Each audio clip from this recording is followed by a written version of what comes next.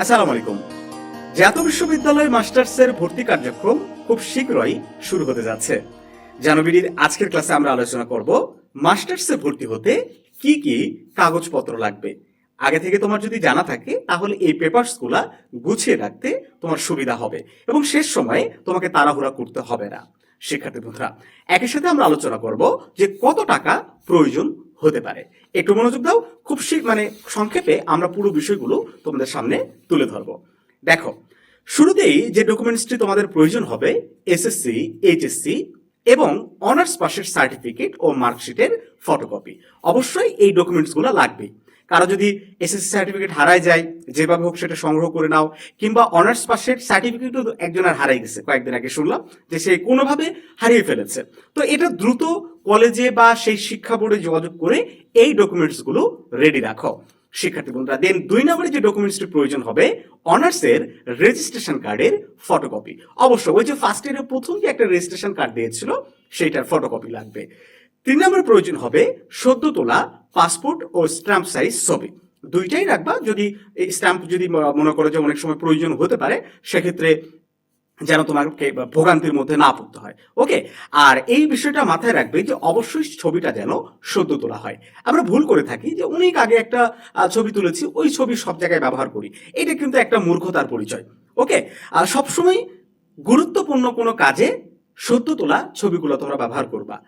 মাস্টার্সের যেই দিন তুমি আবেদন করবে সেই দিনের ছবি তুলে নেবা, সহজ কথা। ওকে, তারপরে 4 নম্বরে যে বিষয়টি প্রয়োজন হবে জন্ম নিবন্ধন অথবা ভোটার আইডি কার্ডের ফটোকপি। যাদের ভোটার আইডি কার্ড হয়েছে অবশ্যই ভোটার আইডি কার্ড দিবা, আর যাদের ভোটার আইডি কার্ড হয়নি তারা অবশ্যই জন্ম নিবন্ধনের ফটোকপি দিবা। তো সবগুলো পেপারসই কিন্তু সত্যায়িত হতে হবে। হ্যাঁ, এটা মাথায় রেখো। প্রথম শ্রেণীর কোনো গেজেটেড কর্মকর্তার দ্বারা এই যে ডকুমেন্টের কথাগুলো আমি বললাম, এই ডকুমেন্টগুলো সত্যায়িত করে রাখবে। এর বাইরেও হয়তো 2-1টা আরো পেপারস প্রয়োজন হতে পারে, সেগুলো সংগ্রহ করা তোমার জন্য খুব বেশি কঠিন হবে না, আশা করা যায়। এখন আসি যে কত টাকা প্রয়োজন হতে পারে। শিক্ষার্থী বন্ধুরা, যেহেতু এখন পর্যন্ত সার্কুলার প্রকাশিত হয়নি, কাজেই আগেই ওইভাবে প্রেডিক্ট করা ঠিক না যে কত টাকা প্রয়োজন হবে। আর ওই সার্কুলারে যত টাকা উল্লেখ থাকে সবসময় এই টাকাতে আসলে হয় না। কারণ যে কলেজে তুমি ভর্তি হতে যাবে সেই কলেজের বিভিন্ন ফি থাকে। হ্যাঁ, এক্সট্রা বিভিন্ন ফি যুক্ত হয়ে দেখা যায় যে নির্ধারিত যদি 2,000 কিংবা সাপোজ যদি 3,000 টাকা যদি উল্লেখ থাকে, তো ভর্তি হতে দেখা যাচ্ছে যে 7,000-এও ভর্তি হচ্ছে না, এরকম একটা পরিস্থিতি তৈরি হয়ে যায়। কারণ সেমিনার ফি, ডিবেটিং ক্লাব ফি, ল্যাঙ্গুয়েজ ক্লাব ফি, লাইব্রেরি ফি, বিভিন্ন ফি ধরে দেখা যায় যা ফি আছে তার দ্বিগুণের কাছাকাছি কিন্তু ফিটা লেগে যায়। তো আগে এভাবে বলাটা সম্ভব নয়। আরো একটা প্রশ্ন তোমরা বারবারই করছো যে কত বছর সময় লাগে এবং মাস্টার্সের জন্য কিভাবে পড়াশোনা করা যাবে বা চাকরির পাশাপাশি পড়াশোনা করা যাবে কিনা মাস্টার্সে, এইটা নিয়ে আমরা খুব শীঘ্রই একটা ভিডিও দিব। আশা করছি ওই ভিডিওটার মাধ্যমে এই বিষয়গুলো তোমরা ক্লিয়ার হতে পারবে যে তোমাদের আগে চাকরিতে জয়েন করা উচিত নাকি মাস্টার্সটা শেষ করে চাকরিতে জয়েন করা উচিত। তো অবশ্যই চ্যানেলটি সাবস্ক্রাইব করে সাথে থাকবে।